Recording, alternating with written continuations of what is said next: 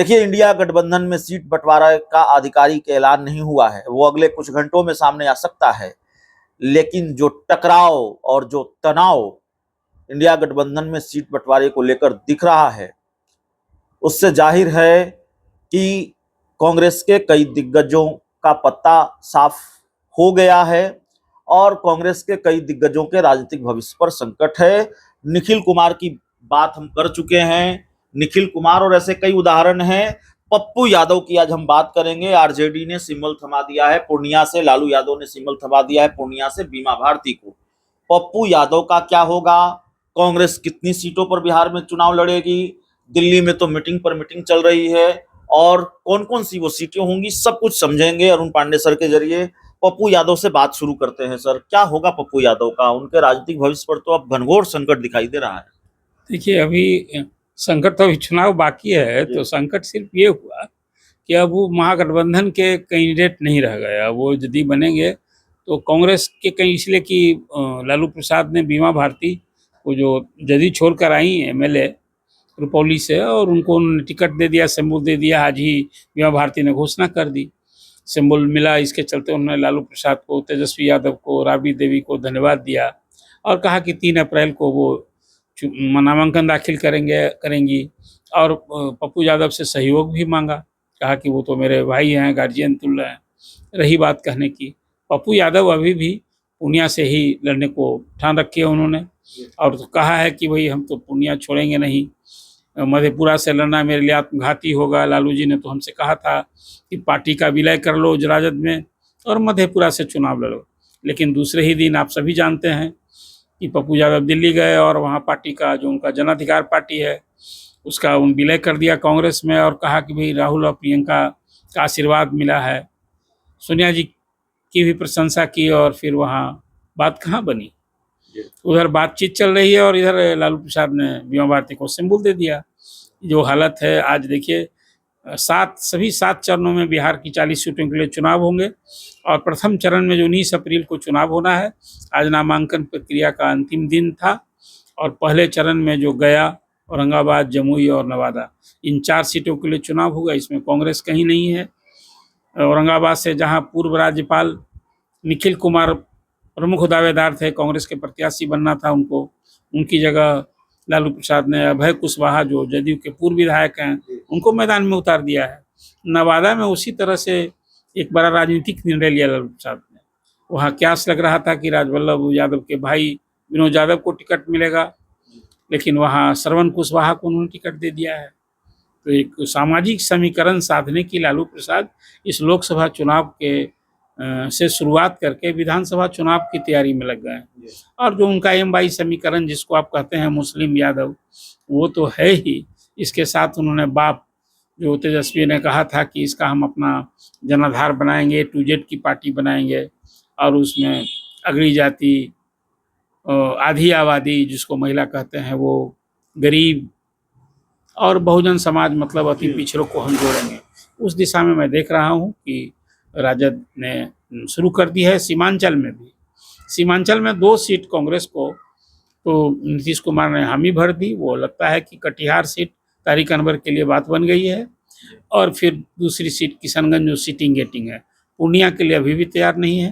पूर्णिया या मधेपुरा, ये पेच फंसा है। लालू प्रसाद ने जब घोषणा कर दी है कि पूर्णिया से बीमा भारती लड़ेंगी, तो मधेपुरा ही जाना होगा पप्पू यादव को, यदि गठबंधन में रहना है। और यदि कांग्रेस कहेगी कि नहीं, आप लड़िए, निर्दलीय जैसे लड़िए। अब थोड़ा इसका इंतजार करना होगा कि अंततः कांग्रेस क्या रुख अपनाती है, और फिर पप्पू यादव कांग्रेस की बात मानते हैं, लालू जी की बात मानते हैं, या फिर वहाँ किस रूप में लड़ते हैं।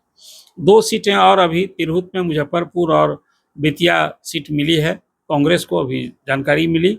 उसमें बेतिया से लगता है कि प्रदेश कांग्रेस के अध्यक्ष के सुपुत्र आकाश लड़ेंगे वहाँ से, और मुजफ्फरपुर से वीरेंद्र चौधरी लड़ेंगे। अभी सासाराम सीट और पटना साहिब की सीट, ये 2 चर्चा अभी है कि वो सासाराम सीट कांग्रेस को मिली है। वहाँ मीरा कुमार तो इस बार लड़ नहीं रही हैं, और वहाँ कोई दूसरा उन्हीं का पसंदीदा कोई कैंडिडेट वहाँ, जो उनके साथ काम किया है स्टाफ के रूप में, उसके लड़ने की चर्चा है। और पटना साहिब से वो चर्चा है कि उनके सुपुत्र लड़ सकते हैं। तो अद्यतन स्थिति है, अभी सीट शेयरिंग ही फाइनल नहीं हुआ है। तो कैंडिडेट कहाँ होगा, एक अजीब सी स्थिति महागठबंधन में मैं देख रहा हूँ। दूसरी ओर नामांकन की प्रक्रिया शुरू हो नामांकन का एक चरण तो समाप्त हो गया, जी। और दूसरी तरफ एनडीए ने न सिर्फ सीट शेयरिंग कर ली, सीट बंटवारा कर लिया, और सभी 40 सीटों के लिए कैंडिडेट की घोषणा कर दी। कई सीटिंग को, जो आप चर्चा में मैंने आपसे बात कही थी कि कई सीटिंग सांसदों का टिकट कटना तय है, उसमें बक्सर से अश्विनी चौबे का, पहले ही शिवहर से रमा देवी का, सासाराम से छेदी पासवान का, ये तो, और सीतामढ़ी से सुनील कुमार पिंटू का, मुजफ्फरपुर से अजय निषाद का, इतने सारे लोग बेटिकट हो गए हैं। और इस सब जगह नए चेहरे पर पार्टी ने दाव लगाया है। 2 सीट तो जदयू ने पहले ही दे दी थी सहयोगी दल को, जहाँ गया और काराकाट, जहाँ गया से जीताराम मांझी पहले चरण में ही चुनाव हो रहा है वहाँ। और दूसरी सीट है काराकाट, जहाँ से उपेंद्र कुशवाहा कैंडिडेट हैं। आज उपेंद्र कुशवाहा ने नीतीश कुमार से सवेरे भेंट की, उनका आशीर्वाद लिया। और आप सभी जानते हैं कि अजीब खेल है एनडीए में भी। अभी पिछले दिन राष्ट्रीय लोक मोर्चा के प्रदेश अध्यक्ष अब वो जा मिले जेडीयू में, और अब उनकी धर्मपत्नी को सिवान से कैंडिडेट बनाया है जदयू ने, विजय लक्ष्मी को, कविता सिंह को बेटिकट करके, जो सिटिंग एमपी हैं। तो कुल मिला जुला कर अब एक जिसको आप कहेंगे चुनावी संग्राम की तस्वीर साफ हो गई है। और मुझे लगता है कि प्रायः सभी 40 सीट पर सीधा ही मुकाबला होना है। कुछ सीमांचल की सीटें हैं, अभी एआईएम का वो कैंडिडेट जहां 9 सीट या 11 सीट लड़ने की बात कही थी, किशनगंज सीट में तो तय है कि वहाँ एआईएम के प्रदेश अध्यक्ष अख्तरुल इमान लड़ेंगे वहाँ। और कुल मिला जुला कर लेकिन बिहार में फिर एनडीए और महागठबंधन में के मुकाबला होना है। लेकिन सीटों को लेकर, जिस ढंग से सीट शेयरिंग को लेकर महागठबंधन में मची अपातापी रही, खींचतान रहा, और लालू प्रसाद जब ड्राइविंग सीट पर हैं, खुद उन्हीं की सवारी है, जिसको वो तय कर रहे हैं उस सवारी पर बैठा रहे हैं। अभी कांग्रेस को थोड़ा सा विरोध अभी इस अर्थ में काम आया है कि 6 सीट से लालू प्रसाद कुछ बढ़े। और जो भागलपुर की बात आई है वो एक नई सीट हो रही है, बेतिया की सीट आई है वो नई सीट हो रही है। 6 से 8 पर बढ़े हैं, पहले तो 3 सुरक्षित और 3 जनरल देने की बात हुई। अद्यतन स्थिति यही है, लेकिन सबों का ध्यान है पूर्णिया पर। अब पूर्णिया पर पप्पू यादव क्या करेंगे।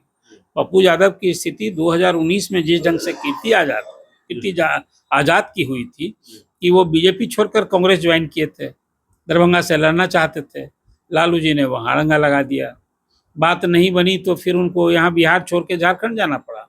वो धनबाद से लड़े थे, वहाँ तो रिजल्ट आपके सामने है, वहाँ उनकी बात नहीं बनी। अब तो कांग्रेस छोड़कर वो चले गए तृणमूल कांग्रेस में। पश्चिम बंगाल में अब इस बार किस्मत आजमा रहे हैं तृणमूल कांग्रेस के टिकट पर।